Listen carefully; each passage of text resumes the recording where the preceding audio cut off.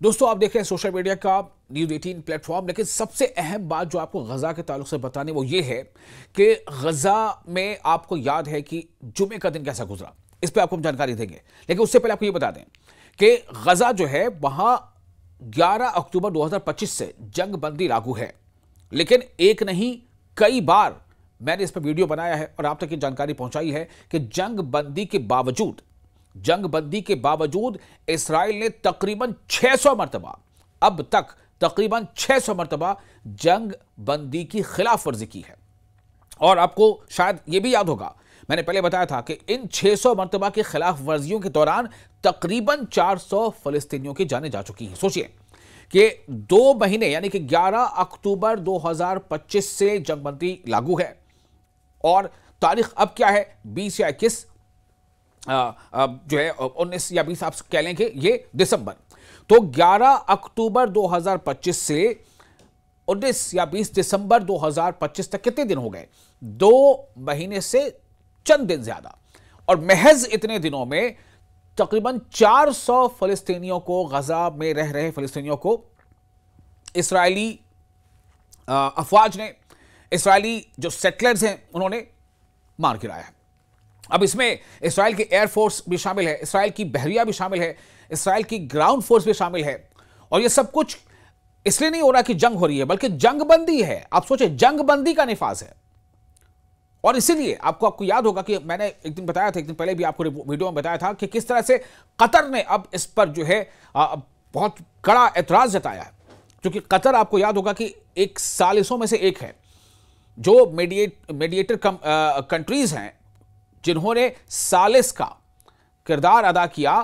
मिस्र के शर्म शेख में जो जंगबंदी को लेकर के मुआहिदा तय पाया था डोनाल्ड ट्रंप की सरबराही में। डोनाल्ड ट्रंप, आपको पता है आजकल वो खुद उन पर आफात जो हैं वो कहीं ना कहीं उनके इर्द गिर्द घूम फिर रहे हैं।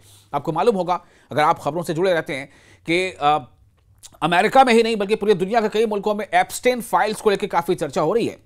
और इसके कहीं ना कहीं मरकज़ में अमेरिका के सदर भी हैं।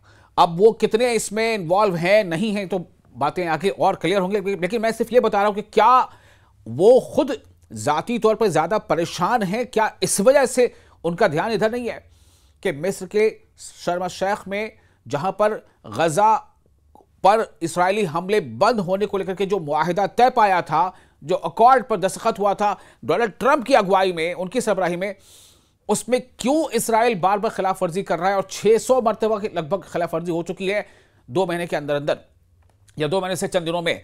तो डोनाल्ड ट्रंप आखिर कहां उलझे हैं कि वो इधर ध्यान नहीं दे पा रहे हैं? ये बहुत बड़ा सवाल है। तो कतर के जो वजीर आजम हैं और वही जो है वहां के फॉरेन मिनिस्टर भी हैं, अस्तानी, तो उन्होंने इसको लेकर एतराज जताया है। और साथ साथ जितने भी मेंबर कंट्रीज थे जो वहां पर गारंटर के तौर पर उसमें उनके दस्तखत हैं, चाहे वो तुर्की हो, चाहे वो सऊदी अरब हो, चाहे उसमें इंग्लैंड हो, है ना, या उसमें इटली हो, तो उन तमाम लोगों से ये सवाल है, चाहे वो मिस्र हो, चाहे जॉर्डन हो। अब सवाल ये पैदा होता है कि आखिर इस्राइल क्यों कर रहा है? क्या ये वजह नहीं है कि इस्राइल जो है उसकी अपनी एक मंशा है और वो किसी ना किसी हीले बहाने से, कोई ना कोई जवाब खड़ा करके, कोई ना कोई साजिश करके, वो बस उसका एक ही हदफ है, फलस्तीनियों को उनकी सरजमीन से बेदखल करना, पूरे फलस्तीन पर गजा का कब्जा हो जाना, पूरे फलस्तीन पर गजा के लोग, फलस्तीन के लोग ना रहें बल्कि इस्राएली यहूदी आबाद हो जाएं। ये उसकी मंशा है। और मंशा शायद उससे कहीं ज्यादा है। उसकी निगाह, जैसा कि अक्सर कई मुकर्रिरीन को आपने सुना होगा कि उसकी निगाह अरब सरजमीन तक है और आगे तक। आप जानते होंगे, अगर आप लगातार खबरों में बने हुए हैं तो आपको पता होगा कि उसकी मंशा क्या है। लेकिन उसकी मंशा पूरी होगी क्या? उसकी मंशा पूरी ना हो इसीलिए फलस्तीन में, गजा में लोग अपनी जानें कुर्बान कर रहे हैं, शहादतें पेश कर रहे हैं कि रोकना है इसे। काबिज इस्राएली फौज ने जुमे को अलग सुबह जनूबी गजा के शहरों खान यूनिस और रफा पर शदीद फजाई हमलों का सिलसिला शुरू किया, जिसके नतीजे में मजीद फलस्तीनी शहरी, उनकी जानें चली गईं, वो हलाक हो गए। फलस्तीनी कहते हैं वो शहीद हो गए।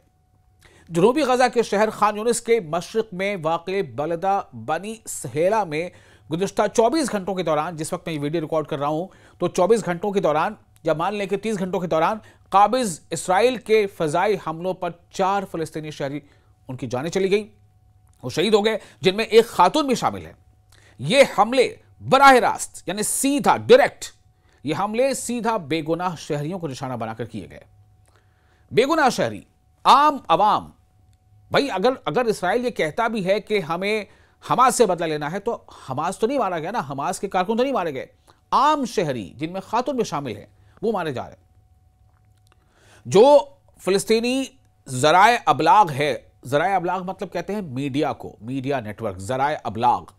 तो जो फिलिस्तीनी ज़राए अबलाग है, जो कुछ भी वहां उनके पास अभी बचा हुआ है, फिलिस्तीन का तो एक हिस्सा है गज़ा, बाकी तो हिस्से हैं, तो फिलिस्तीनी ज़राए अबलाग जो है उसकी रिपोर्ट के मुताबिक जो इस हमले में मारे गए, जो शहीद हुए, उनकी लाशें ताहाल जाए वकूफ पर पड़ी रह गई, क्योंकि काबिज इसराइल की फायरिंग के बायस उन्हें अब तक निकाला नहीं जा सका।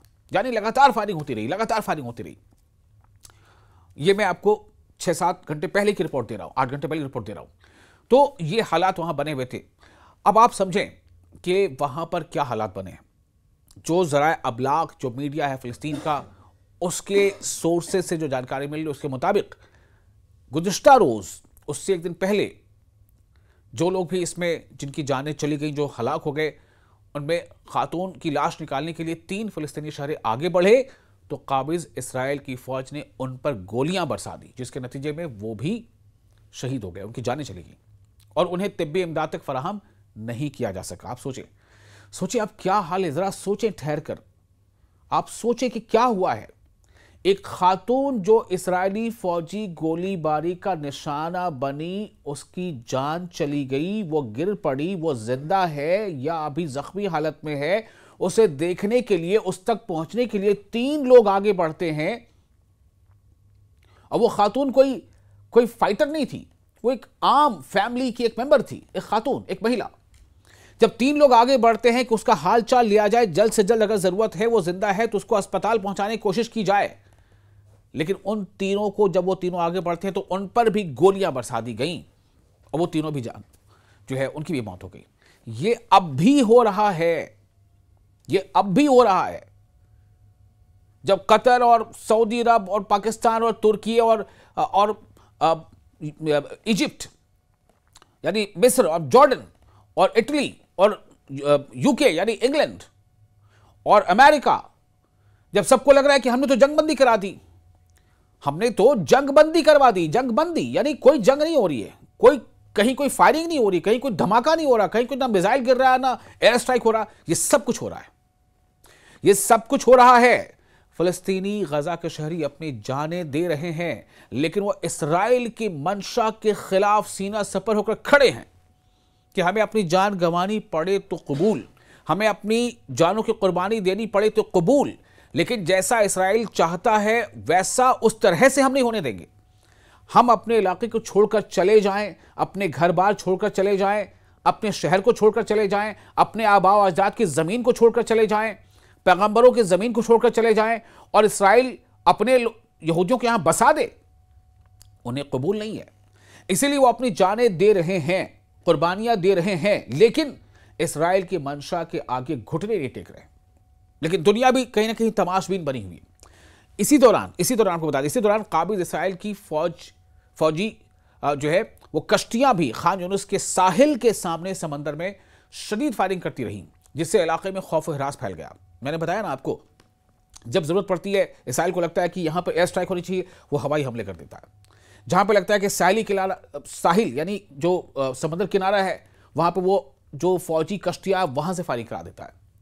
रफा में भी काबिज इसराइल की कश्तियों ने समंदर में माहीगीरों की कश्तियों को निशाना बनाते हुए खुदकार हथियारों से अंधाधुंध फायरिंग की। उधर काबिज इसराइल के जंगी तैयारे यानी फाइटर जेट्स, काबिज इसराइल के फाइटर जेट्स ने रफा पर मुतअद्दिद फजाई हमले किए, यानी कि बेशुमार अनगिनत एयर स्ट्राइक्स किए, फजाई हमले किए, जो शदीद जमीनी और बहरी फायरिंग के साथ जारी रहे। बहरी कहते हैं समंदरी को, बहर समंदर।